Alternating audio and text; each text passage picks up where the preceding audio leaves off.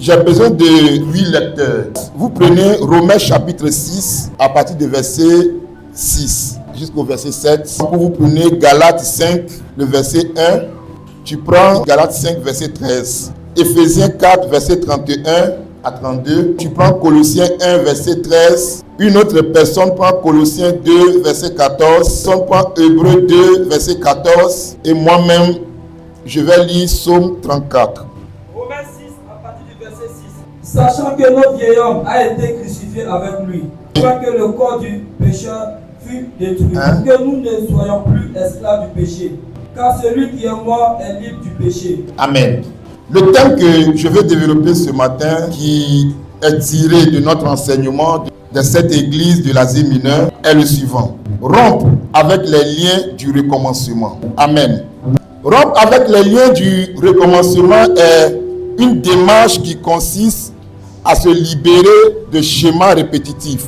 Une situation compliquée, un péché, une vie misérable qu'on mène, une vie qui ne glorifie pas à Dieu que nous menons, mais nous cherchons à nous libérer de cette vie-là. Et quand on dit rompre, nous cherchons déjà à finir avec cette chose-là, à briser cette chose-là, à couper la relation entre nous et cette chose. Sûrement dans ta vie, tu as envie de couper avec quelque chose. Dans notre doctrine, on a l'habitude de couper avec les liens de famille, chercher à quitter sous l'autorité de la puissance de nos familles. Mais ce message va aller dans plusieurs volets. Avant de rentrer dans le volet spirituel, la délivrance et autres, il y a aussi le volet du péché. Il y a sûrement un péché dans lequel tu es, un péché qui te fatigue, que toi-même tu as envie de laisser, mais cela est difficile. Mais ce matin, nous allons ensemble voir comment est-ce qu'on peut travailler avec la parole de Dieu afin de se défaire de ces liens. Le lien, c'est quelque chose qui nous lie. Le lien peut être une corde qui nous lie à quelque chose. Ça peut être ton sang qui te lie à ta famille. Ça peut être le sang de Jésus aussi qui est lié à toi. Maintenant, si on doit rompre ce lien, comment est-ce que cela sera fait? Ou bien comment est-ce qu'on doit posséder afin de rompre avec ce lien? Le lien qu'on a avec Jésus, est-ce qu'on doit le rompre? Non. Le lien qu'on a avec nos familles, est-ce qu'on doit le rompre aussi? Non. Le lien qu'on a avec notre travail, on doit le rompre aussi? Point d'interrogation. Le lien qu'on a avec le péché, on doit le rompre aussi? Lorsque la corde est attachée sur quelque chose, quand nous marchons avec le Seigneur et nous voyons que cette chose ne nous amène pas à avancer dans la vie, on doit rompre avec cette corde-là, avec cette chose-là. Amen. Et on doit couper automatiquement afin d'être libre. Le recommencement, c'est ce que tu fais d'habitude. Si tu as fait jusqu'à l'année est finie, l'année prochaine, tu recommences en janvier, tu recommences la même chose. C'est-à-dire tout ce que tu as fait en 2024 là, tu as refait les mêmes choses en 2025. Et puis tu vois en 2026, nous sommes dans le 6e mois. Et puis tu vois que c'est les mêmes choses qui se répètent aussi. C'est un lien. Toi, tant que tu ne mens pas de façon répétitive, tu n'es pas heureux. Il y a des personnes, tant que ces personnes ne volent pas, elles n'ont pas la paix du cœur. Souvent, toi-même tu vois, ça ne t'appartient pas. Mais il y a un esprit qui te dit vole. Quand tu n'as pas volé là, tu n'as pas la paix du cœur. Tu dois rompre avec ça. Il y a d'autres, mais ils vont jusqu'à dire je mens juste pour me débarrasser. Ou bien quand je mens, ça me sauve. Quand tu dis la vérité, tu n'es pas content. Mais quand tu mens, que tu es content. Amen. Amen. Il y a d'autres aussi, tellement ils sont liés, péché. Tant qu'il n'a pas couché avec une fille, il n'est pas heureux. D'autres, mais ils vont jusqu'au mariage. Ils sont mariés légalement. Et puis ils le font. Tant qu'il n'a pas couché avec une fille au dehors, il n'est pas heureux. Et il y a tous ces liens que tu dois briser. Il y a d'autres là, tant qu'ils n'ont pas fait parler avec leur femme, leur mari à la maison là, ils n'ont pas la paix du cœur. Toi, ta femme te parle tranquillement. Tu dois créer parole là. Tu dois toujours dire quelque chose pour qu'elle soit énervée. On est dans la même maison, mais les gens ne se parlent pas. Ce sont des choses qu'on doit briser. Si tu as remarqué cela dans ta vie, tu as remarqué quelque chose d'anormal que tu fais de façon répétitive, il faut que tu cherches à rompre avec cette chose pour avoir la paix du cœur, pour avoir la liberté. Amen. Voici comment est-ce que on peut se lever un bon matin pour prendre une décision pour dire je vais rompre avec telle ou telle chose qui me fatigue. 1. On va arriver à rompre avec une situation qui n'est pas de Dieu dans notre vie par la soumission. Si tu n'es pas soumis à l'autorité de Dieu, tu ne peux pas savoir que ce que tu fais là est mal devant Dieu. Tu viens à l'église, tu es dans la présence de Dieu, tu pries tous les jours, mais si tu ne sais pas que voler est un péché, tu n'auras pas la capacité d'aller vers Dieu pour lui dire, Seigneur Jésus, ce que je fais là ne te glorifie pas. Donc je viens devant toi pour que tu puisses m'aider. Celui qui n'est pas soumis ne peut pas rester auprès d'une personne qui est moins âgée que lui pour l'écouter. Et la soumission, c'est un gros problème pour les chrétiens aujourd'hui. Chacun veut se positionner quelque part. On s'en fout de ceux qui sont devant nous. On s'en fout de ceux qui sont en bas de nous. Tant que tu n'as pas cultivé la soumission dans ta marche chrétienne, tu ne peux pas enlever le mauvais côté qui est en toi. Et aujourd'hui, son ne veut se soumettre à personne. La soumission a disparu dans nos radars. La soumission a disparu dans nos églises, dans notre vie quotidienne. Quelqu'un t'a parlé, tu as raison. Mais ce que tu as dit là, c'est vrai, tu as raison. J'ai compris. La prochaine fois, je ne le ferai plus. Ce que tu as dit là, j'ai compris. Je vais mettre ça en pratique. Mais est-ce qu'il y a encore des personnes aujourd'hui qui sont prêts à écouter même leurs petits frères? L'une des choses qui rend grand, c'est la soumission. L'une des choses qui amène l'homme à monter, c'est la soumission. Toute autorité vient de Dieu. Si toute autorité vient de Dieu, ça veut dire que nous qui sommes en bas de Dieu, nous sommes soumis à cette autorité-là. Deuxième chose qui va nous amener à rompre avec les liens, c'est la décision. Si tu ne prends pas la décision d'arrêter cette mauvaise chose, tu ne pourras pas arrêter cette chose-là. Puisque toi-même tu trouves la chose normale, correcte, tu n'auras pas l'autorité pour arrêter cette chose. Est-ce que tu as une fois pris la décision dans ta vie pour arrêter de mentir? Toi-même tu es là souvent et tu dis, bon, moi-même là, je mens souvent de façon inutile. Mais à partir d'aujourd'hui, je prends la décision d'arrêter de mentir. Souvent, le mensonge est positionné. Mais tu dis, non, aujourd'hui, je ne mens pas, puis tu ne mens pas. Tu dois prendre une décision d'arrêter le mensonge. Tu dois prendre une décision d'arrêter le vol. Tu dois prendre une décision d'arrêter la masturbation. Tu dois prendre une décision d'arrêter de manquer du respect à ta femme. D'arrêter de manquer du respect à ton mari. D'arrêter d'être orgueilleux. Troisième chose, l'obéissance. Quand tu finis de prendre la décision là, est-ce que tu obéis à cette décision? Toute décision qui n'est pas obéie rentre dans la rébellion.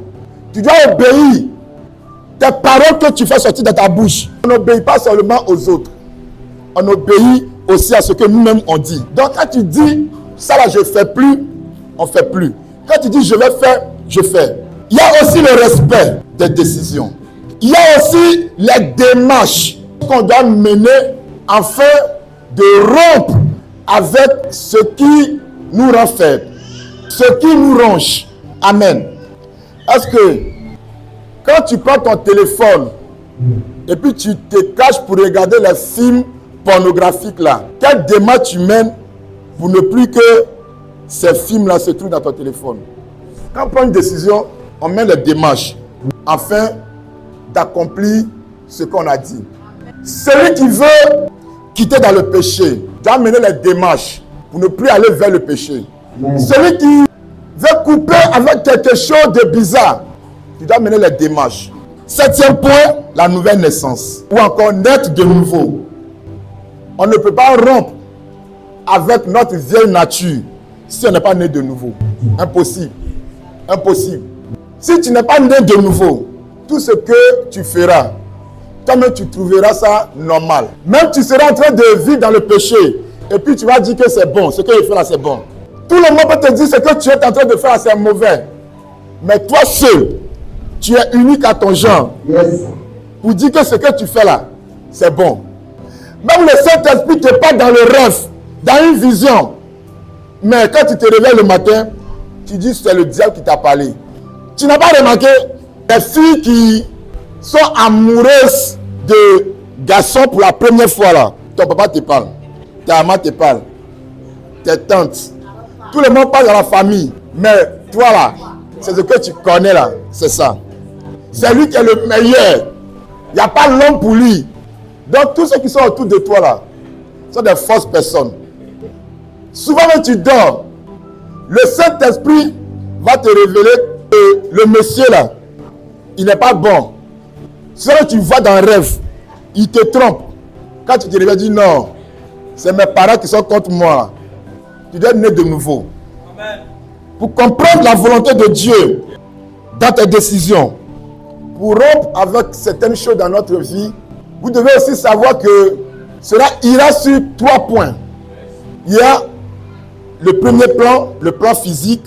Il y a le plan spirituel et le plan juridique. Le premier plan qui est le plan physique, où on parlera des œuvres de la chair et autres. Le plan spirituel, c'est ce qu'on va faire désormais avec Jésus. Puisque nous sommes dans la maison de Dieu, nous on parlera de Jésus.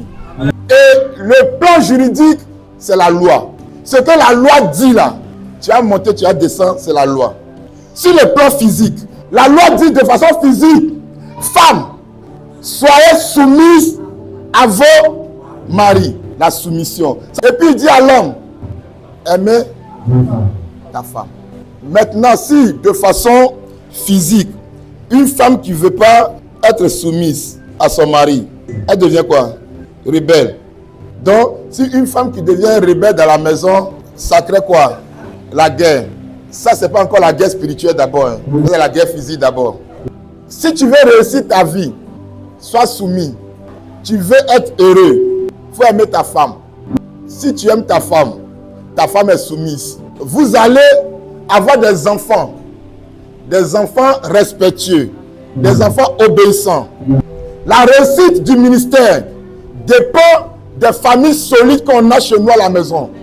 Si le plan juridique, celui qui a son entreprise qui ne paie pas les impôts, l'État a venu fermer son entreprise. Et si le plan spirituel, tout ce que Jésus lui nous demande, nous devons l'accepter et marcher avec lui. Lui prend son engagement pour payer un prix pour nous. Maintenant, tout ce qu'il nous demande en retour, il veut simplement qu'on ait une décision, un engagement ferme. Il veut simplement qu'on l'accepte. Mais on n'accepte pas Jésus et vivre encore dans le péché. Quand tu acceptes Jésus, tu acceptes de marcher avec Jésus, tu dois aussi accepter qu'il crucifie le vieil homme. Tu dois crucifier le péché. Amen. Celui qui est né de nouveau est libre du péché. Celui qui est né de nouveau coupe le pont avec le monde.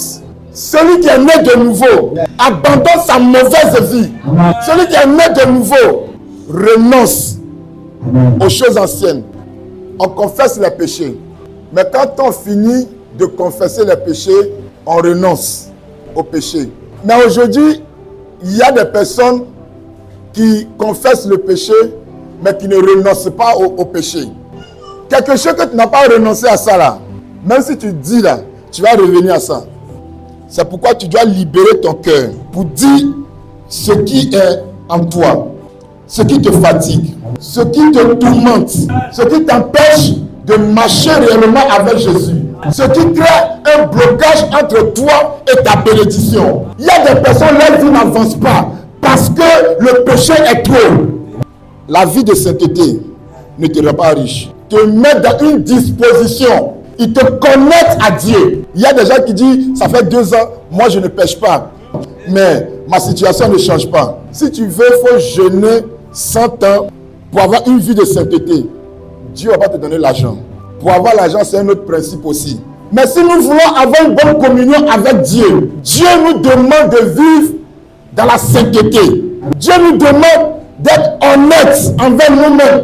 Dieu nous demande d'être des personnes qui sont disposées à être dans la vérité. On doit haïr le péché parce qu'il s'oppose à la volonté de Dieu, parce qu'il s'oppose à la parole de Dieu. Le péché, c'est une source de destructeur. Le péché détruit le projet de Dieu dans notre vie. Toi qui prends le péché à la légère, qui ne réalise pas sa laideur que Dieu te donne, de comprendre combien de fois cela est en train de te ruiner spirituellement. Que Dieu te donne de comprendre combien de fois tu es en train de perdre la grâce. Le péché dénature. Jésus a payé un prix pour toi. Et le sacrifice de Jésus veut t'amener à rompre avec le lien du péché. Alléluia. Amen. Et nous sommes une église assise spirituellement. Et on ne peut pas dire qu'on sera béni si notre source n'est pas propre. Même s'il arrivait que tu tombes, tu vas toujours revenir à ton premier amour. Pour demander pardon à Dieu. Quelqu'un prend Romains chapitre 7, 12 à 13. La loi donc est sainte et le commandement est saint, juste et bon. Le verset 13. Ce qui est bon a-t-il donc été pour moi une cause de mort? Le loi de la main, c'est le péché, afin qu'il se manifeste comme péché. Tous les textes qu'on a lus ce matin, si vous avez remarqué, à part le psaume 34, tous les écrits étaient les écrits de Paul. Mais bizarrement, dans tous ces textes, il parle du péché.